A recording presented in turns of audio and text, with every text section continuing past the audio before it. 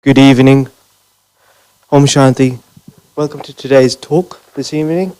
Today we are going to learn about convergent thinking.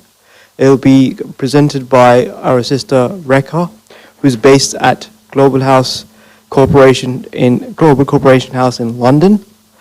Rekha has been a Raj Yoga meditation practitioner and teacher for a number of years, and she's also a practicing meditation since her teenage years.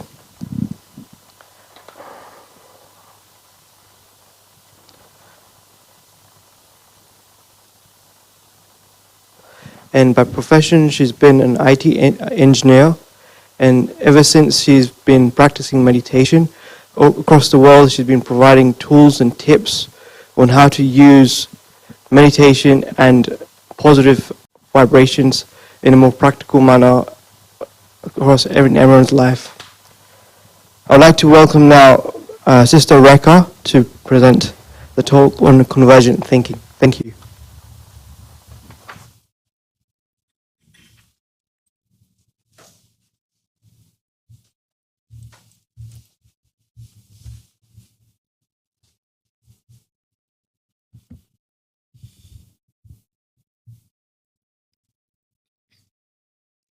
Good evening, everyone.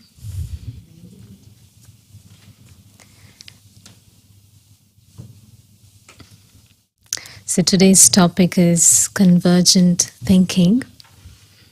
And I had to look it up a little bit to really understand myself, what it accurately meant. And it's quite interesting to see the difference between what is convergent thinking and what is divergent thinking.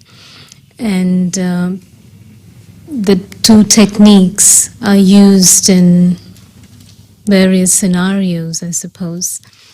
So just to give like a brief on what the two are and what we'll be talking about today and how that will be useful for us. So from what I understand, divergent thinking is more like you have a question, and then you're open to all the different types of ideas to come to a solution. So it goes from a question and you think of all the different possible things, all of that. And convergent thinking is all the information that you have, it comes to a solution or it comes to an answer. That's just like to explain a little bit about it. But today I thought what it will be useful for us to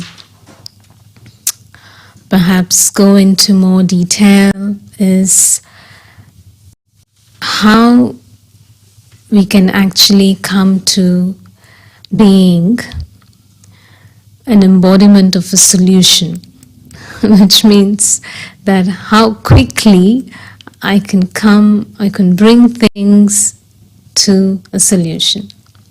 So if you think of convergent thinking in that way, I think it's hugely beneficial for us and necessary for us in our day-to-day lives. Do you agree? To come to bring solutions as quickly as possible, right? So that's what we would like in our lives. So I thought maybe we could talk about that and see what will help us to do that. Because convergent thinking has all the arrows coming in. And I was thinking that, yes, then it starts from inside. But also what helps me to be that solution-oriented person or that solution, create that solution-oriented habit within myself. Because sometimes we are that, especially when we are in a hurry. We're like, okay, how can we resolve this right now? Because I need to board a flight. When the situation calls for us to immediately act upon something, then we have the resources inside us to bring solutions, right? You're getting late and then suddenly something happens, maybe with your ticket or this or that, and then you think, oh, okay, what can I do? Or you have a flat tire and you need to get somewhere. Immediately your head starts to think, okay, I can call this person to give me a lift, or I can call an Uber, no, whatever. When we have some time, some time limitations or time boundaries, we tend to find solutions. Yes?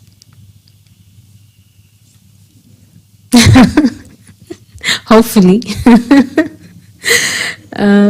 We tend to do it. I have to board the flight, I have to do this, I have to, guests are coming home in an hour and I need to cook.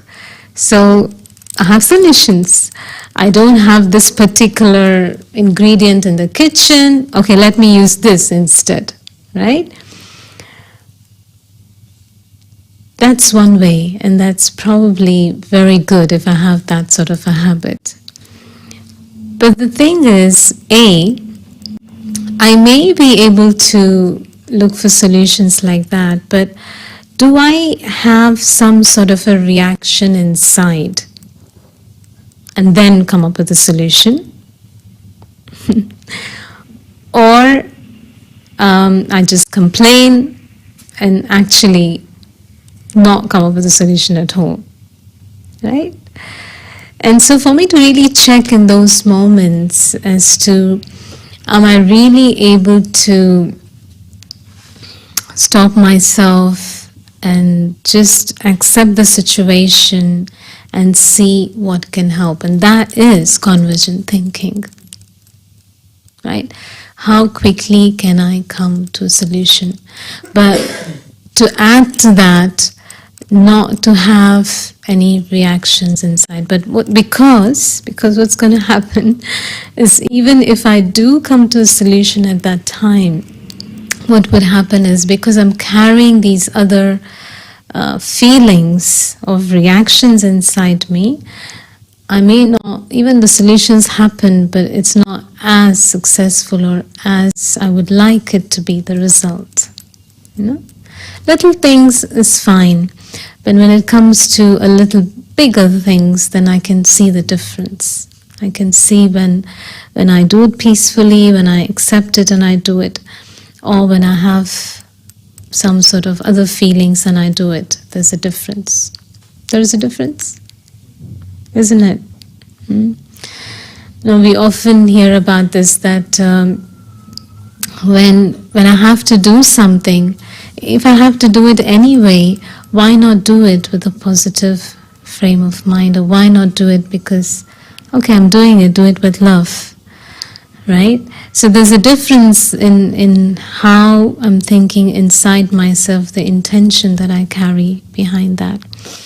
So, how to be this, I'm calling this phrase because in our teachings we sometimes use this phrase as being the embodiment of solutions.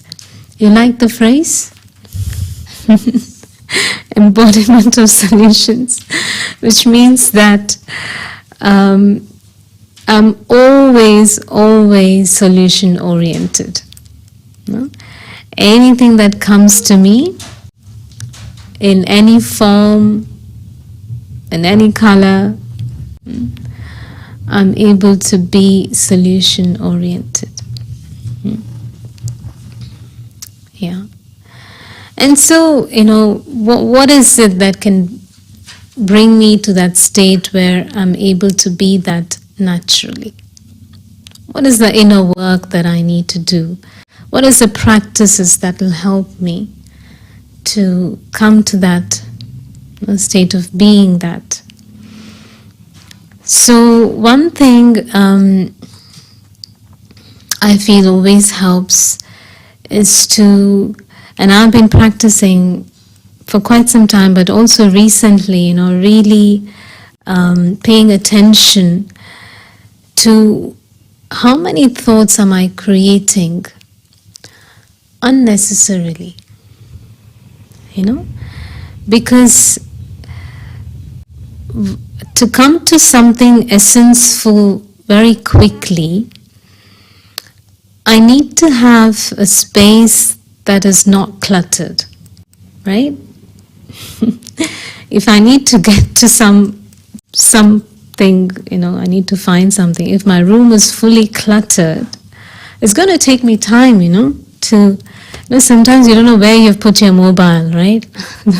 Recently it was one of our brothers in the center, he had a fleece and he had a jacket and he had another thing, and his phone was ringing and he could not find where his phone. It took him literally like 4 minutes just to find where the phone was, which pocket it was. So really, when there's so much clutter, either it's impossible or it's very difficult to get to something quickly, isn't it? Right? So if you're organized, you know exactly where to go there. When we share rooms with people, you have different timetables, and you're coming late from work, and it's a shared accommodation, and they totally don't want you to switch on the light after some time. You've been in any of the situations? Maybe, maybe not. But and so it's, for me, I've been, and for me it was very important that I knew where things were exactly, so I could put my hand there even in the dark and it would be there. I could just go, reach for it, do things and be okay. Meaning to say that it's simple, isn't it? When things are organized, you can get to something that you need very quickly. So it's the same thing inside. Whatever's outside is the same thing that works inside. So if my mind is uncluttered with so many other wasteful and other things that are not needed, then I can get to what I need very quickly. True? Otherwise, what happens is, if I've created too many thoughts about something, about someone, about some situation, for me the essence is very far away. I want to understand, and so what I'm doing is I'm creating more and more and more, and maybe I'm actually going away from the essence. So think about it, any situation, or it could be with a person, with your own health, or with something financial, or some situation I'm going through. If I'm creating many, many, many thoughts, and for me to get to the seed of it takes a while. And so to be, this practice of to stop, to pause, and to really say, okay, do I really need to think about this so much? Can I just have this much information and actually see what is it that needs to be done? I often love this example of a fire brigade. There's a fire somewhere. The fire brigade is quick. They take their tools and whatever, and they are there to put the fire out. None of them will stop you in that time and ask you, who did this? What happened? That's not the first priority. The first priority is to put the fire out, isn't it?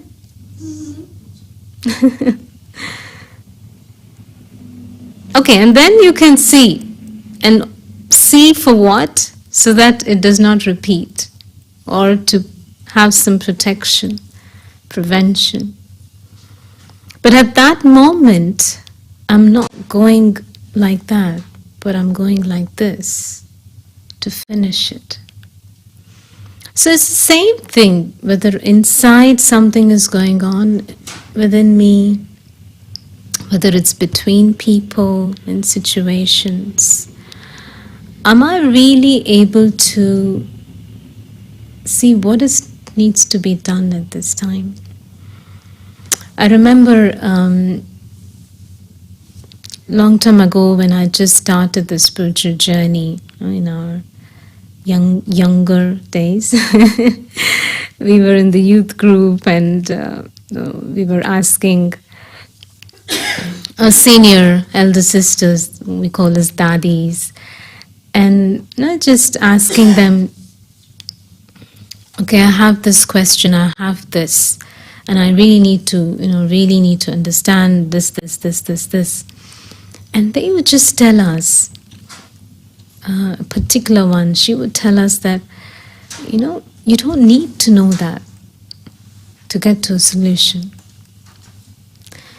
Because sometimes it's nice, like how they say why, you have a why analysis. Have you heard of that? A lot of people do it in the corporates and in other places. They call it as a why analysis. Why this, and then why that, and then why that, and why that, hoping that you would reach a solution or get something. But actually speaking, I don't need to know that. Because if I ask the question, what do I need right now? What do I need to do right now? Then I'll have the answer. No? So, really this thing about not to go into too much expansion of anything that will create clutter.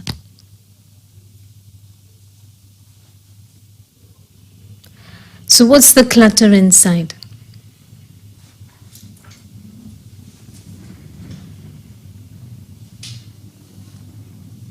I think we all know. Yeah. Clutter is in the form of thoughts and emotions, right? And so that does not give me clarity on any level.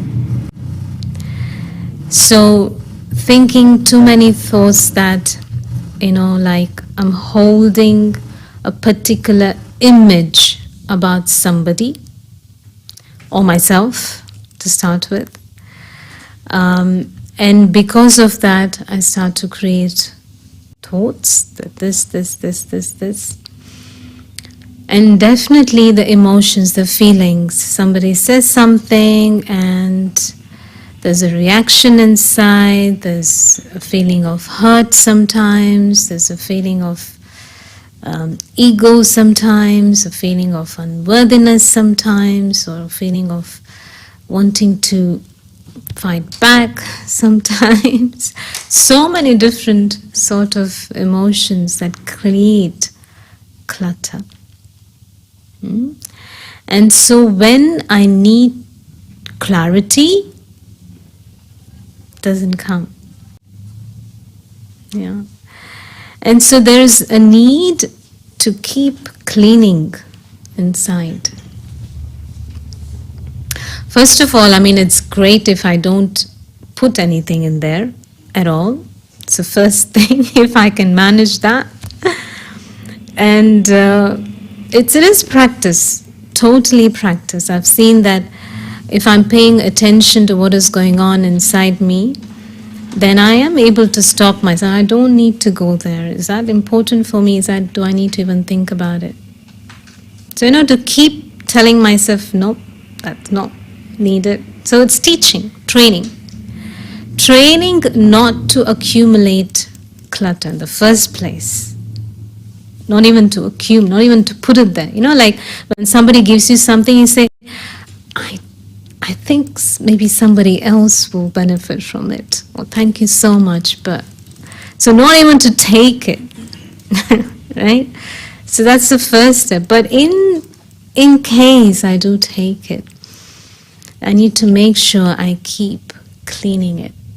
Cleaning my heart, cleaning my mind, so that there's the essence of who I am and the essence of what my original qualities are is present all the time. Or I'm able to reach to it very quickly. Then finding solutions will also be, on an external level, will also become easier. So really on a daily basis to do this, to bring this habit of cleaning the mind, cleaning the heart.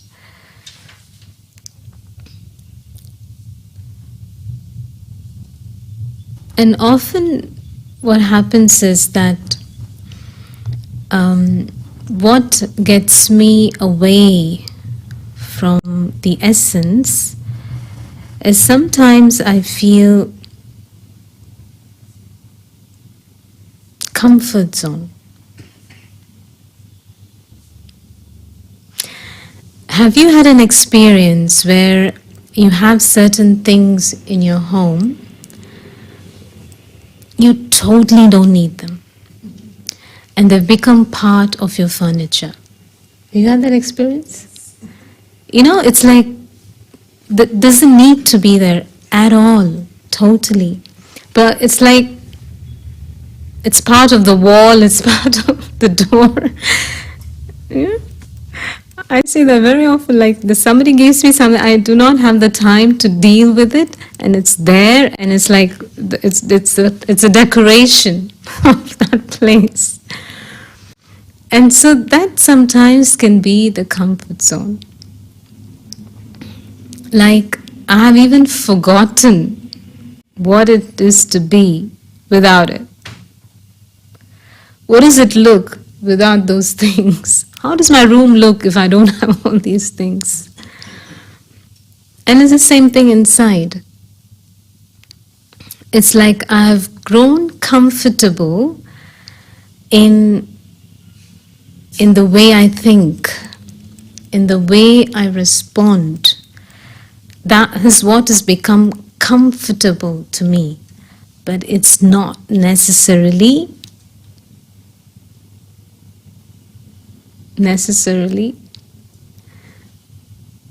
the original or my original nature, originally light. No? It's a bit away from original. Even though I feel it's my comfort zone, it's not actually giving me any comfort. It is in a way taking me away from being the embodiment of solutions. So what does it mean to come out of this comfort zone?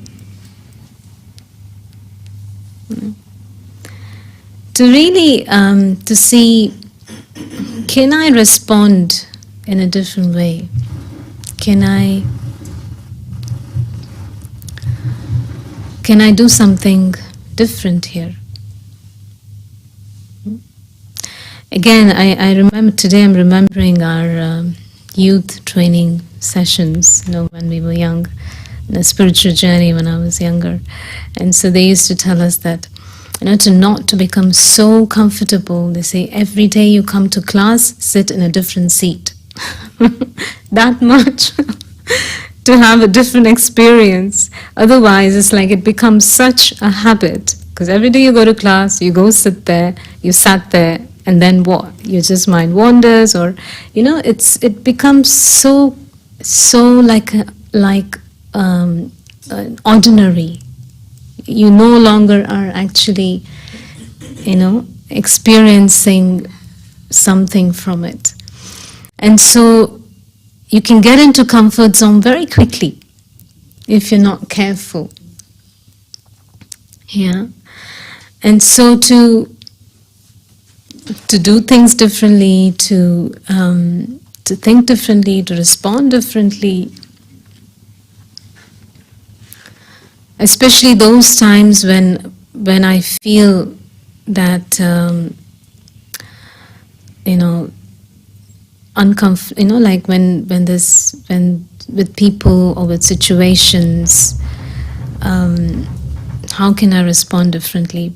I remember one time, a long time ago again, when I was working, there was a situation that kept coming back to me.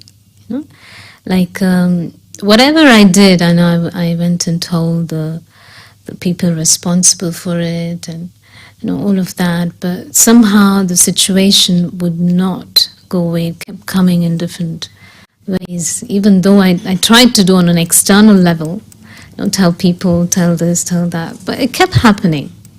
For whatever reason, whoever responsibility, but it kept happening. And it struck me very clearly one day that what needs to change is my response to this.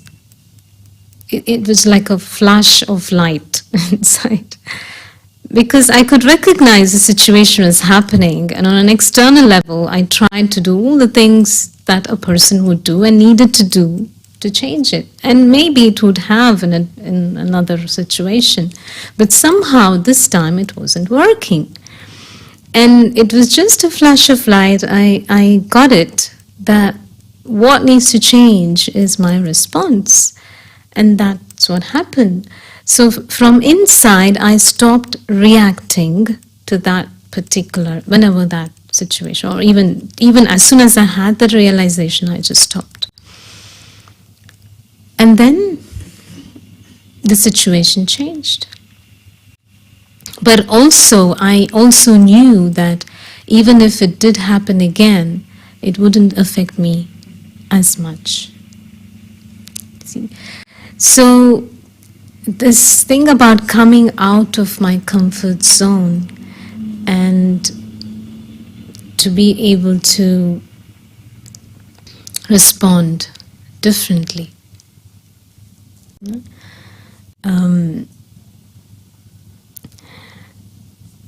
And what helps, I've seen sometimes, is some sort of a silence time. Somewhere where I can just sit quietly, meditation, of course, but also just some silence time. Then I'm able to see what is going on inside. If it's just, my life is just from one thing to the next, to the next, to the next, to the next, it's hard to see what is my comfort zone, isn't it? It's only when I stop and then see, okay, so then I can do this differently, I can do this differently. Taking some time out. There were times when I felt I needed to do that, and I would do that, like just take maybe a few hours off and just sit down and write things, and just things became more clear, and how I could do this, how I could do that. Even just taking a little bit of time off to look at things and see what can change. And that's important, very important to do that often, or at least as frequently as I can. And so one was about thoughts and feelings to clean, and the other thing was about comfort zone, how I can come out of it and look at it differently. And the other aspect is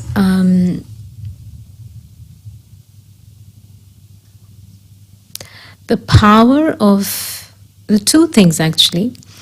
One is the power of acceptance. There's something happening, and maybe it's wouldn't say natural, maybe it's easier to go into why and what and how, it's like, but if I can accept the situation as it is, then also I will be able to see the different solutions.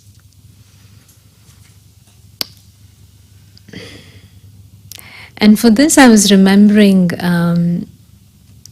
this character, Arjuna. Do you know him? He's a character from this epic called as Mahabharata, from the Hindu traditions. And he was a great warrior. And he was given this task. He was an archer, very capable, very amazing archer. And he was given this particular task of shooting the eye of a fish, not a real one, like maybe like a toy fish. And the fish is attached to a wheel, and the wheel is going round and round. So it's like a long pole, and there's a wheel on the top, and the fish is on that wheel, right? And that pole is in a pool of water. And so he has to look at the reflection of the fish that is going around in the water and shoot up to the eye of the fish. Do you see? It's quite something, yeah? To be able to actually not even see the target physically, but to see the reflection of it and to shoot it there. And I was thinking, sometimes we are in such situations where we need to get to that eye, need to get to the seed of what it is. And all I have is a reflection to see, not even the real thing. And often I have felt many things help with this, but one is this power of acceptance that this is the situation. And the second thing is believing or faith, or even knowing, not just faith, but even knowing the power of goodness. Like when you plant a seed of goodness, what you will get is only goodness. Is that true? Yes. You sure? Yes. That's good. Because some people say, well, you know what, I'm trying to be good here, but from the other side, I don't get goodness. Then what? But ultimately, that's what it is. Whatever's going on is coming to me right now, but when I'm planting seeds of goodness, what I will get is that. And to really know that, the power of acceptance and that, and silence. When my mind is free from clutter and all of that, in silence, then I can see that seed and actually shoot the arrow.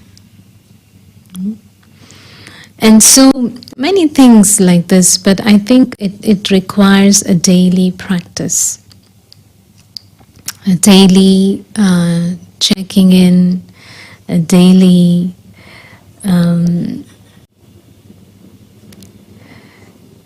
even to be able to see what's going on inside. And I often feel we're able to achieve in big things when we achieve in small things. Little things. Little things can be the embodiment of solution. Little things. I'm doing something, am I able to just resolve it. And I start to be the embodiment of solutions in little things, then big things start to become very easy and natural, isn't it? And to really, this thing has been coming up a lot in our conversations recently, about, really staying stable inside and not to have reactions, really to be able to hold that space of stability, of acceptance, of silence, but not to have any sort of reactions inside. And to keep that internal smile.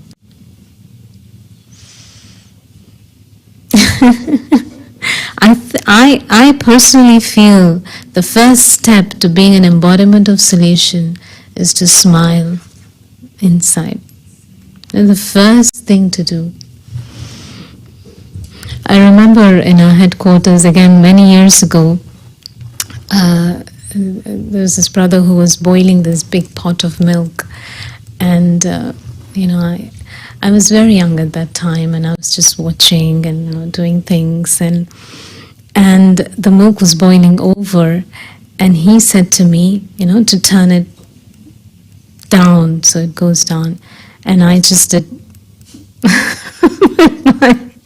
Just did exactly the opposite. And then it, of course, came out. But for me, it wasn't so much about what I did. It was about his response to it. All he did, the first thing he did, was smile. And it wasn't that, what did I tell you to do? What did you do? No. The first thing he did was just smile. And he didn't say anything to me, actually. I mean, it happened, that's it. But, it's so ingrained inside that it doesn't matter. It's okay, it's happened now. So let me see what I can do next. And so really I think as we practice this, clutter-free mind inside, all of this, and the silence, it starts to become a natural way where I myself, the being inside, am in my essence of my true qualities. You see, I think that's the key, actually. So as I keep working on this, unclutter mind, uncluttered feelings, and out of my comfort zone, where being that silent, so I'm just able to be in my own essence, where I can just then express my qualities of peace, love, happiness, and this is why I'm able to smile. And we've seen people do that, isn't it? Like so many troubles, whether physically or financially or situations, and yet to be able to smile through all of that.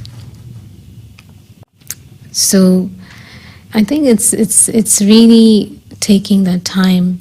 But also there's one other thing I think it's important is balance.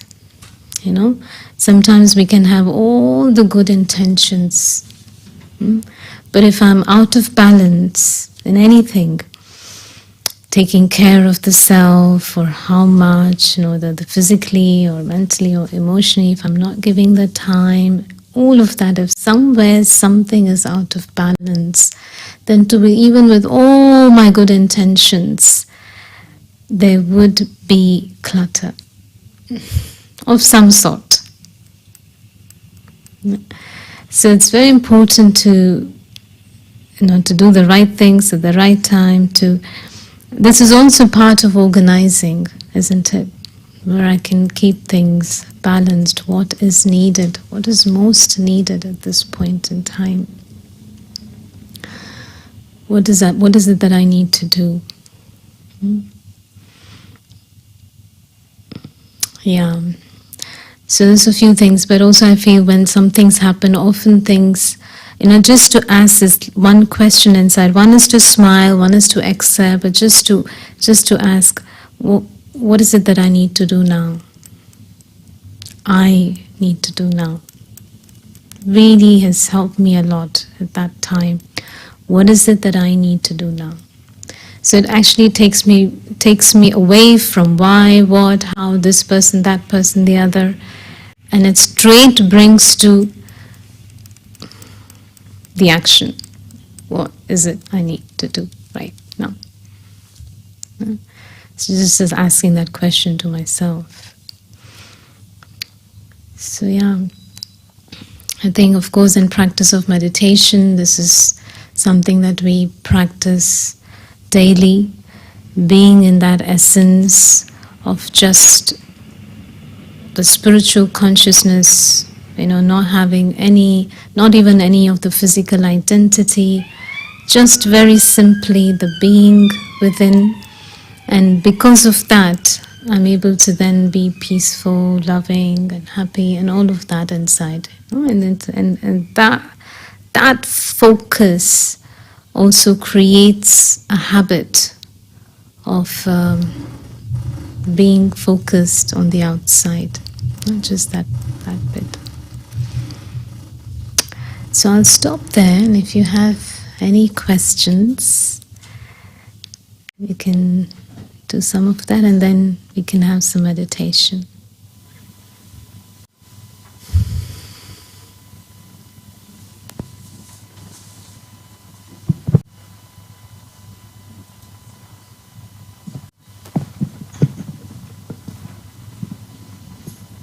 Thank you very much. We will be practicing smiling on the inside.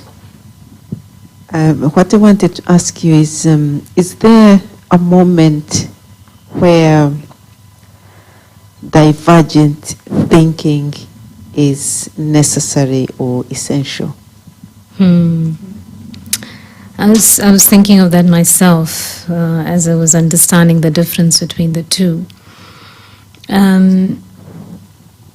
I was thinking maybe when we talk about this out of box kind of thinking, and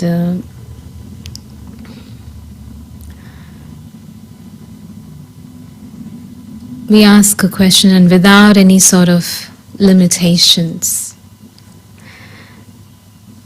how would I like it to be? Without any constraints, without any my limitations or my own experiences, how I like it to be. And perhaps that is at that time nice to bring out something out of box from us. But as I said today, what we spoke about, for me, I took up this thing about being solution-oriented, more from the convergent thinking, but I'm sure the divergent thinking in that sense is useful. Not in the sense of going into expansion and not reaching anywhere finally, but certainly I feel that this sort of thinking, if that's what you would like to call divergent thinking, where you have no limitation and boundaries through your experiences, prejudice, or whatever, and just able to create something completely amazingly different that you've ever imagined, So I think, that'll be useful. Like we had this Vision for a Better World project many years ago, and so people had to share what is their vision of a better world, and to think something completely out of what you've experienced is good.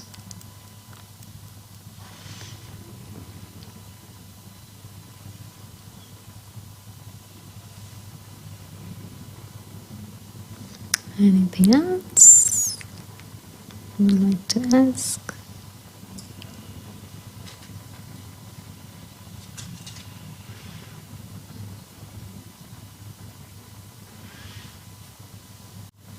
So shall we have some meditation?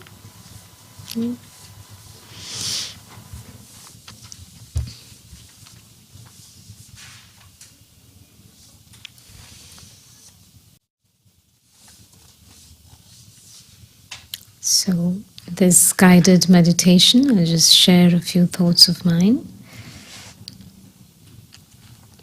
And we'll practice going into being the essence of the self, the spiritual being that I am inside, and experience the essence of who I am, my own original virtues.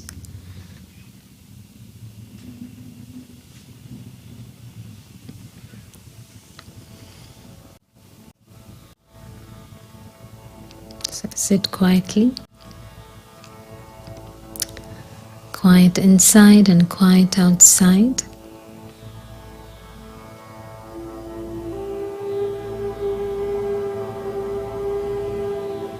Get comfortable.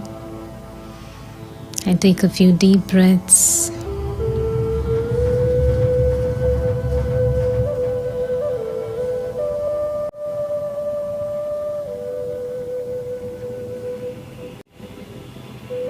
And I let go of any tension I may be holding on to.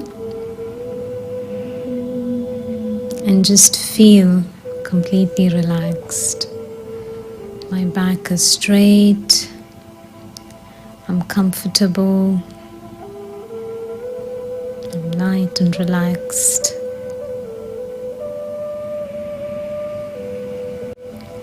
And as I relax, as the body relaxes,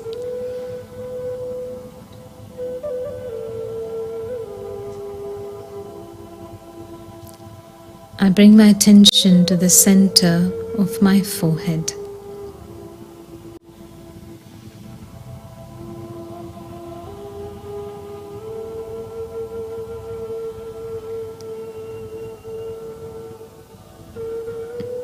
And on the screen of my mind, I visualize a tiny spark of light, bright light, radiating rays, a very tiny spark of light.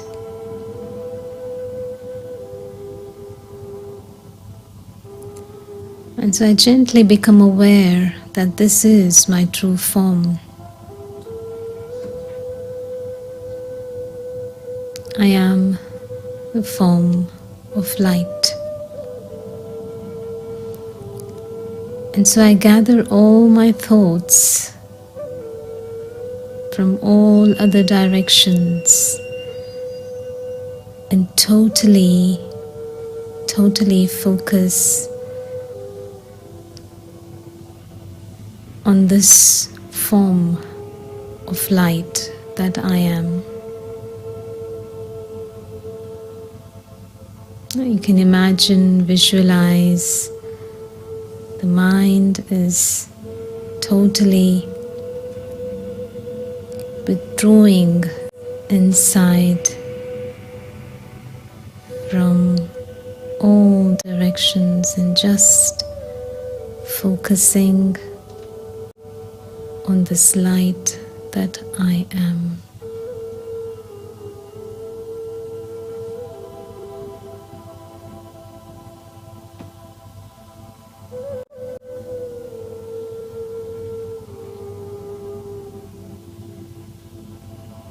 And as my focus on my true form of light deepens, I experience the essence of who I am, peace. Peace is my true nature.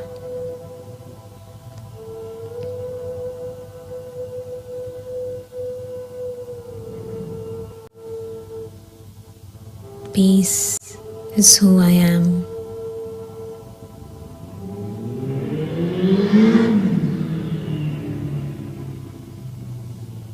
And I experience the peace.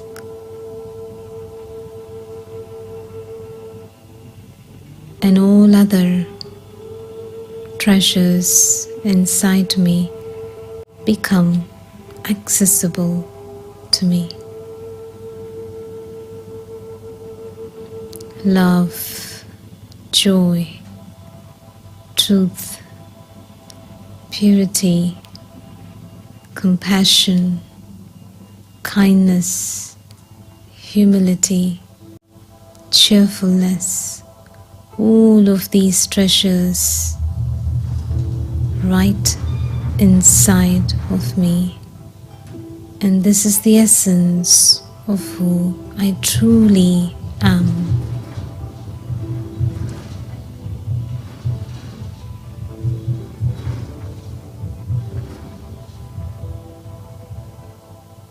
So this experience of the essence of who I am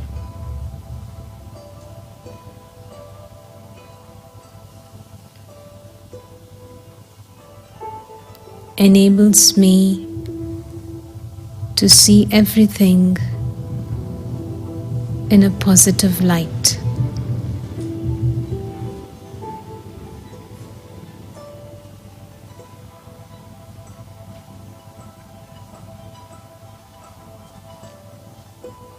My mind is clear.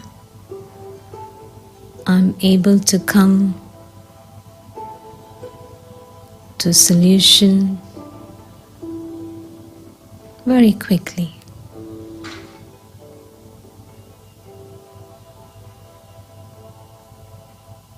Amidst all the tangles, I'm able to see a way to release them.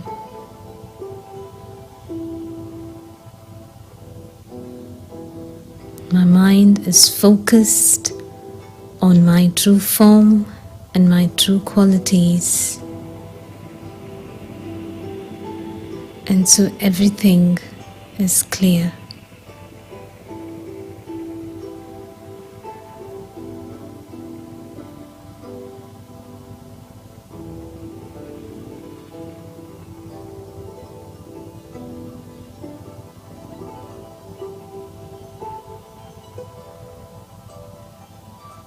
So each time I come back to this space of peace, of love, of happiness, my true form of light,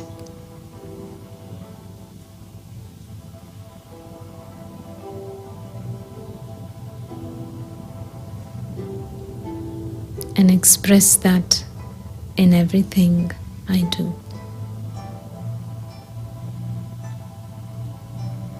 Om Shanti.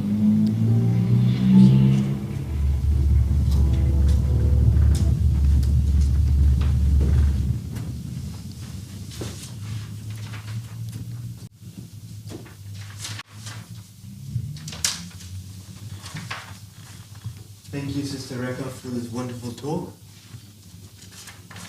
I hope everybody learned something today. I surely did. So, the solution Sister Rekha gave us today to be the embodiment of the solution for convergent thinking, which basically means how do we become the embodiment? Is through first smiling internally and having good feelings, and a solution will come across to us. So before we finish, I'd like to make a few announcements, please. Same time, same place, next week, Tuesday. We have our talk on living with the light, faith and kindness. And it will be an interview between Mitesh Manek and our sister Nidhi. Mitesh will be interviewing Sister Nidhi about the spiritual significance of Mahashivratri. We also have an in-house